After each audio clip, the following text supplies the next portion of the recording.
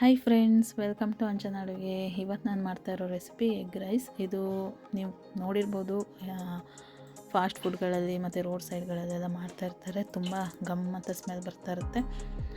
ಇದನ್ನು ಮನೆಯಲ್ಲೇ ಹೇಗೆ ಹೆಲ್ತಿಯಾಗಿ ಮಾಡ್ಕೊಳ್ಳೋದಂತ ನೋಡ್ಕೊಂಬರೋಣ. ತುಂಬ ಸಿಂಪಲ್ಲಾಗಿದೆ ಇದು ರೆಸಿಪಿ.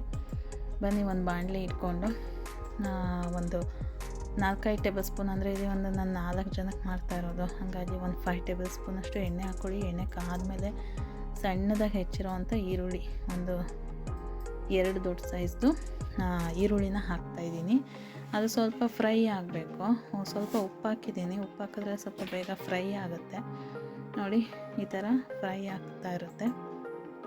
ಈಗ ಇದಕ್ಕೆ ಹಸಿಮೆಣಸಿನ್ಕಾಯಿ ಮತ್ತು ಬೆಳ್ಳುಳ್ಳಿ, ಶುಂಠಿನ ಸಣ್ಣದಾಗಿ ಕಟ್ ಮಾಡಿರೋವಂಥದ್ದು. ಇಲ್ಲ ಬೇಕಿದ್ರೆ ನೀವು ಅದು ಪೇಸ್ಟ್ ಇದ್ದರೆ ಪೇಸ್ಟ್ನೂ ಹಾಕೊಬೋದು, ಬೆಳ್ಳುಳ್ಳಿ ಶುಂಠಿ ಪೇಸ್ಟು. ನೋಡಿ, ಇದು ಸ್ವಲ್ಪ ಅದ್ರ ಜೊತೆ ಫ್ರೈ ಆಗಿದೆ.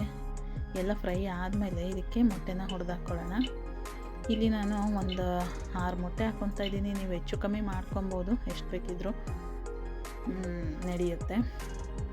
ಮತ್ತು ಇಲ್ಲಿ ನೀವು ಮೊಟ್ಟೆನ ಜಾಸ್ತಿ ದೊಡ್ಡ ದೊಡ್ಡ ಪೀಸ್ ಥರ ಬೇಕಂದರೆ ತಕ್ಷಣ ಕದಲಬೇಡಿ, ಅಂದರೆ ತಕ್ಷಣ ಇದನ್ನು ಮಿಕ್ಸ್ ಮಾಡಬೇಡಿ. ಒಂದು ಸ್ವಲ್ಪ ಹೊತ್ತು ಬಿಟ್ಟು ಆಮೇಲೆ ಮಿಕ್ಸ್ ಮಾಡ್ಕೊಳ್ಳಿ. ಆವಾಗ ಸ್ವಲ್ಪ ದೊಡ್ಡ ಪೀಸ್ ಥರ ಬರುತ್ತೆ. ನಾನು ಸ್ವಲ್ಪ ಪೆಪ್ಪರ್ ಪೌಡ್ರ್ ಹಾಕಿದ್ದೀನಿ. ನೀವು ಪೆಪ್ಪರ್ ಪೌಡ್ರು ಆಮೇಲೆ ಬೇಕಿರೋ ಹಾಕೊಬೋದು.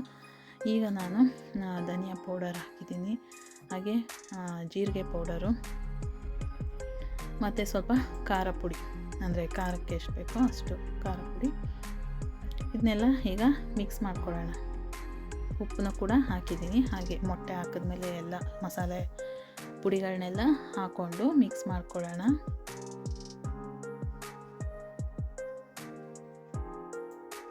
ಇದು ಮೊಟ್ಟೆ ಜೊತೆ ಒಂದು ಸ್ವಲ್ಪ ಫ್ರೈ ಆಗಲಿ.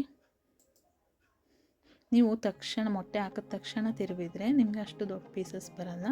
ಸ್ವಲ್ಪ ಹೊತ್ತು ಬಿಟ್ಬಿಟ್ಟು ತಿರುವಿ, ಆವಾಗ ಸ್ವಲ್ಪ ಪೀಸ್ ಥರ ಎಗ್ ಪೀಸ್ ಥರ ಸಿಗುತ್ತೆ. ಈಗ ಅನ್ನ ಮಾಡಿರೋವಂಥ ಅನ್ನನ ಹಾಕ್ಕೊಳ್ಳೋಣ. ಈಗ ನೀಟಾಗಿ ನೋಡಿ ಮಿಕ್ಸ್ ಮಾಡ್ಕೊಂಡಿದ್ದೀನಿ. ಈಗ ಮೇಲಿಂದ ಇದಕ್ಕೆ ಕೊತ್ತಂಬರಿ ಸೊಪ್ಪು, ಹಾಗೆ ಸ್ವಲ್ಪ ಗರಂ ಮಸಾಲ ಕೂಡ ಹಾಕಿದ್ದೀನಿ. ಈಗ ಇದನ್ನೆಲ್ಲ ಮಿಕ್ಸ್ ಮಾಡ್ಕೊಳ್ಳೋಣ. ಹಾಗೆ ಸ್ವಲ್ಪ ನಿಂಬೆಹಣ್ಣು ರಸನೂ ಕೂಡ ಹಾಕ್ಕೊಂಡು ಮಿಕ್ಸ್ ಮಾಡ್ಕೊಂಬಿಡೋಣ. ಉಪ್ಪು ಸಾಕಾಗಿರಲಿಲ್ಲ, ಚೂರು ಉಪ್ಪು ಹಾಕ್ಕೊಂಡೆ. ಈಗ ರೆಡಿಯಾಗಿದೆ ನೋಡಿ, ಬಿಸಿ ಬಿಸಿ ಎಗ್ ರೈಸು.